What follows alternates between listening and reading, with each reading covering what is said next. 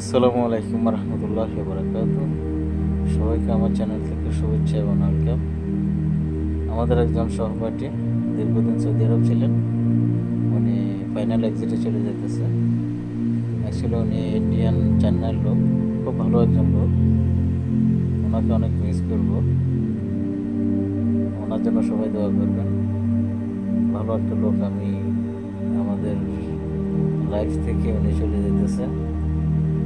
যেহেতু আমরা বাংলাদেশিয়ান ইন্ডিয়ান, ওই হিসাবে ডিস্টেন্সটা একটু বেশি থাকবে, কিন্তু অনেক ভালো একটা লোক ছিল। সবাই ওনার জন্য একটু দোয়া করবেন। ধন্যবাদ সবাইকে। আল্লাহ হাফেজ।